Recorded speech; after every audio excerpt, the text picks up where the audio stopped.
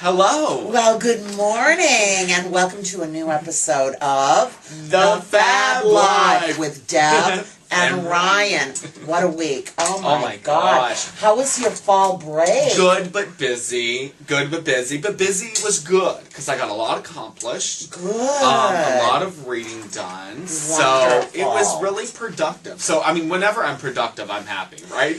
Absolutely. Well, over the weekend, I went through stacks of new essays. Oh. I'm so happy. My students are just doing great. Good for you. And thank you, students, for just coming to class, listening to instructions, Yeah. and really working hard at all your essays. So it's much appreciated. And I also did a lot of reading for my reading fiction class because we're doing fabulous. The Spy Who Came In From the Cold. Fabulous. Classic spy novel by Jean Le Carre. Love that story. Very so, good. what's new? Tell us. Tell us what's new. So as Deb mentioned the last time, about the Real Housewives of Atlanta, and I had yet to see it, but I have caught up, everyone. I have caught up. And boy, is it a season to remember. I think it's going to be one of the best Real Housewives yet. I know. Any season, of any city. Do you think so, really? Oh, I think it's going to be I was kind of bored by the second episode. I don't know. I mean, I just wish Nene would cover up a little more. I mean, you know, why do they wear so much makeup? Yeah, they wear a lot. I mean, a lot of makeup. Yeah, they do wear a lot of makeup. Nene, when she was going to that boutique party, she had on sort of mascara and eye makeup, blush, and it almost made her face look like pale white. Yes, I didn't like it at all. No, I'm wondering if there's a difference really between Southern women and Northern women. Do you think Southern women wear more makeup? I don't know. I have family from the South. They do wear their makeup. They do wear their makeup. I like wearing makeup too because everybody looks better with makeup on, guaranteed. You know what I mean? Oh yeah, right. But I just think sometimes it's a little excessive. Yeah. Oh, but Candy, in the last episode, this is what I thought was interesting when she was talking about how Kim made $100,000. Yes. On a tardy for the party, and she didn't get any money. But she gave it up. She gave it up, and she said, "What a friend!" I mean, I'm not. But she also said, "I'm not writing any more songs for Kim. Okay, I'm about me, and you go. Okay, I mean, honestly." What'd you think about her song that she sang? I don't know. I feel like Candy, I mean, obviously she's written some beautiful music for, like, some big stars. But huge stars. I just don't, her as a singer, I don't know if it's believable. I think she is picking songs that are a little too slow. I mean, if she wants to get into the popular market, you have to do something that people can dance to or sing along to. Yeah.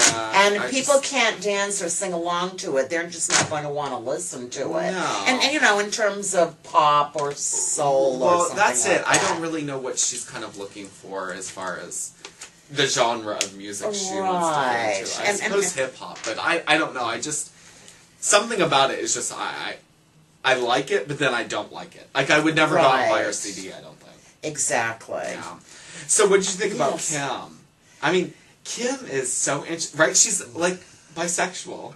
I learned that. I did not know that. Well, Candy was very upset that she came out with that. Yeah. And I was wondering why Candy was kind of upset about that. Yeah, I was too. I didn't get that. But it's like Danielle Staub. Danielle Staub comes out with a song, and then she has a lesbian relationship. True. And now Kim comes out with a song, she has a lesbian relationship. That's why I think a lot of these things are scripted, because there are a lot of similarities in the plots. Could be. In the plot lines, shall I say. You know, though, Nene's story seems very real. Her story is real. Her situation with her husband and her son. Yeah, her son. I mean, that was like a raw moment. You know what I mean? You need to listen to your mother. Yeah, he does. Yes, he does. Oh my God, he got arrested, and her husband. And, although she's this eccentric person, she is. she does seem to have a very stable house. You know what I mean? Like, okay. Maybe I'm wrong, guys. But I mean, she doesn't seem to be like having like alcohol problems or. No, but she's way too volatile. Like, or she's not like a. Yes, she is. She's way too volatile. I would not want to hang around with her. She would make me excessively nervous. Okay. Oh, okay. So moving on. That's the Real Housewives of Atlanta. I think it'll be a good season. Hopefully. We will continue to comment. Yes. So moving into international relations or topics. Yes. Let's talk about the Nobel Peace Prize winner. The Nobel Peace Prize winner, for those of you who may not know, was Liu Xiaobo, who is now imprisoned in China for writing, I believe the book was called Charter 8. And it sort of is talking about the human rights and the inequalities within China, and now he's in prison. I think he's in his he's sentenced to 17 years. Yes. So he's still in prison, and he just won this award, this international prestigious award. And well deserved. And it's just, it's creating a bunch of conflict, right? I mean, the Chinese government said this is outlandish, and the Norwegian government says this has nothing to do with us. This has to do with the, the foundation. So I think it's very, very, very interesting. Because although many people think the Peace Prize is nothing but a bunch of politics, but peace is political. And well, yes, it is. Well, let me tell you who's not going to get the Peace Prize. President Ahmadinejad. I knew that's where you were going, Deborah.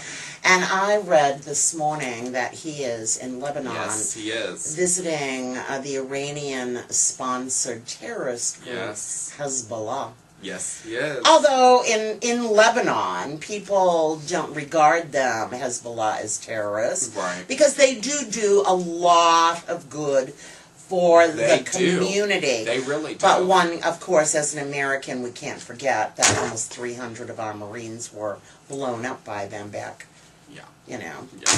back in the day. Yes. So, anyway, he's there stirring up trouble. And they're right on the border of Israel. Yes. They're having this mass rally. And I just think that type of behavior is quite provocative. It's interesting, politically. Isn't it?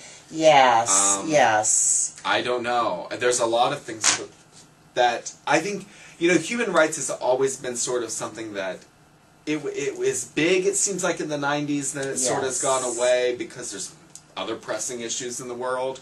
But it seems like human rights is coming back to our forefront, isn't it? Like people's equality in the world. It has to. It has to. It has to. Well, speaking of people's equality, it has really struck home in all of my classes because, as I told you, we are focusing in my writing class. In my classes, we are focusing on the global food and water crisis. Yes. And my students really now understand how fortunate we are to live in a country where we have access to water and sewerage and just basic human necessities. That's right. And they just finished their political commentary papers. Mm-hmm. And they all stated to me, or most of them stated, that they were really shocked to find out how many people in the world don't even have a running faucet in their house, or even the most basic toilet facilities. Yeah, no, that's absolutely true. I traveled to Ghana in May of 2008. Oh. Yeah, and we of course arrived in these, luxury air-conditioned vehicles, and with bottles of water on, on mass supply, for ourselves. But people were carrying, loads of water and carrying it, as they do on their heads for miles. So it's just, you're right. I mean, when you see that and you experience that, you do realize how fortunate you are. One of my students wrote a paper on that famous Kenyan slum where 35,000 people live. They're only allowed one square